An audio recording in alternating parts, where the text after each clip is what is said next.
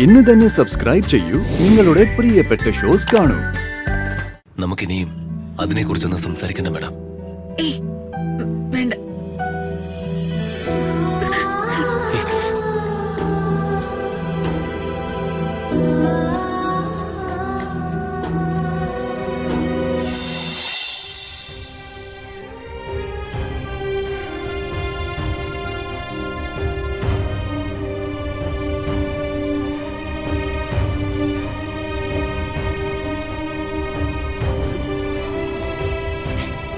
എടാ മോനെ, നിന്നെ ഞാൻ എന്റെ അനിയനായല്ല, എന്റെ ഒരു സുഹൃത്തിനോടൊന്ന് പോലെ ചോദിക്കോ.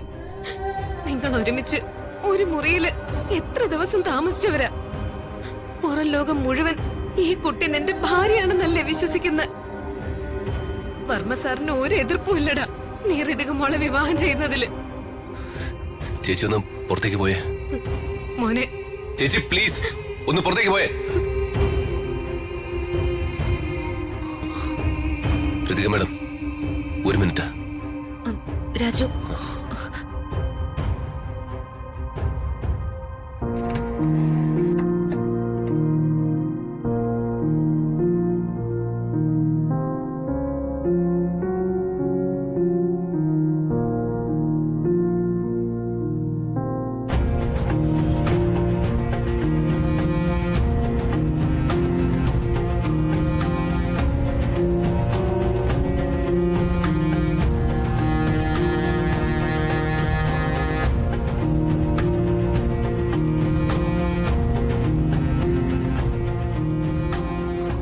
മാഡം, ഇത് ഞാൻ എവിടെയെങ്കിലും കൊണ്ടുപോയി കളഞ്ഞ അത് ശരിയാവില്ല. ഇത് ഋതിക മാഡം തന്നെ കൊണ്ടുപോയി കളയണം. അതിനുശേഷം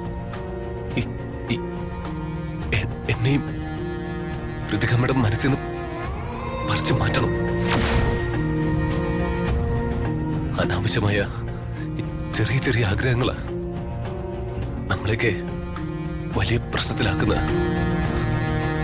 അതുകൊണ്ട് ഇനി ഇത് വേണ്ട.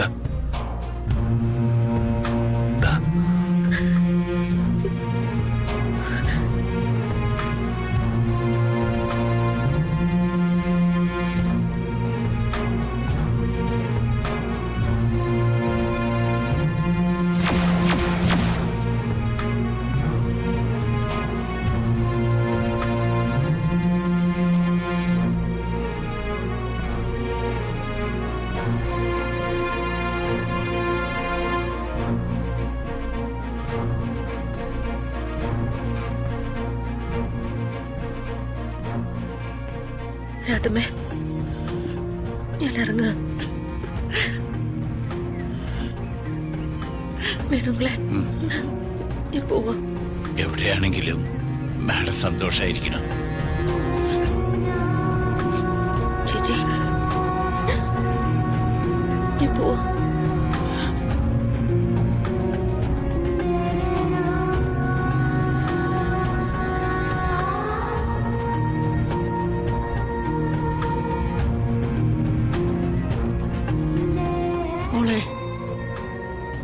രാജു, മോളെ തനിയെ വിടാതെ ഒന്ന് കൊണ്ടാക്കെങ്കിലും ചെയ്യടാ.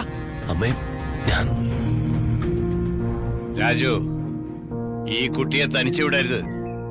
ഈ വീട്ടിലേക്ക് നീ കൂട്ടിക്കൊണ്ടുവന്ന പെൺകുട്ടിയാണ് ഈ വീട്ടിൽ നിന്ന് ഇറങ്ങിപ്പോകുന്നത്. അവൾ തനിച്ചിറങ്ങിപ്പോവാൻ പാടില്ല. നീ തന്നെ അവളെ കൊണ്ടുവിടണം. ശരി സാർ.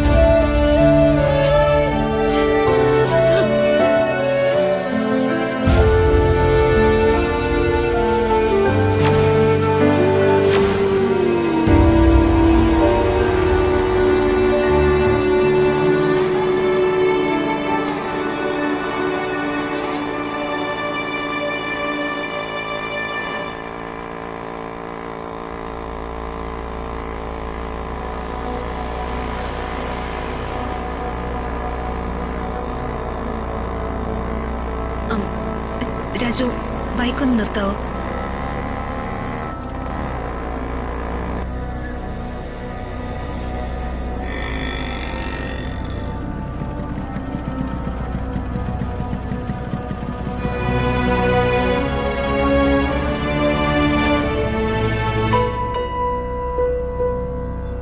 എന്താ മേഡം?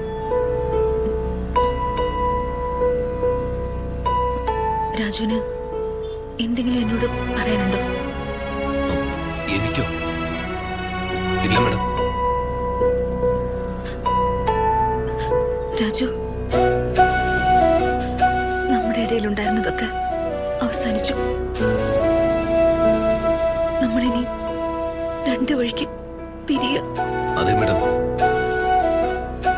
അത് അങ്ങനെയാണല്ലോ വേണ്ടത്. രാജുവിന് വിഷമമില്ലേ? എന്തിന്? എന്റെ മനസ്സിലുണ്ടായിരുന്നത് എന്താണെന്ന് ഞാൻ മാഡത്തോട് തുറന്നു പറഞ്ഞിട്ടുണ്ടായിരുന്നു. ഇങ്ങനെയായിരിക്കും എല്ലാം അവസാനിക്കുന്നെന്ന് അന്നേ മാഡത്തിന് ഊഹിക്കായിരുന്നില്ലേ? അതെ, അത് ശരിയാ. സോറി രാജു, എനിക്ക് അങ്ങനൊന്നും ചിന്തിക്കാൻ കഴിഞ്ഞില്ല. എന്റെ മനസ്സിൽ ആവശ്യമില്ലാത്ത പ്രതീക്ഷകളായിരുന്നു. എനിക്ക് രാജുവിന്റെ അത്രയും പ്രാക്ടിക്കലായിട്ട് ചിന്തിക്കാൻ അറിയില്ലല്ലോ. ഞാൻ രാജുവിന്റെ അത്രയും ജീനിയസ് അല്ലല്ലോ. രാജുവിനെ പോലെ എനിക്കത്രയും കഠിനമായ ഹൃദയവും ഇല്ല. ഞാൻ ഒരു വിഡ്ഢിയാ.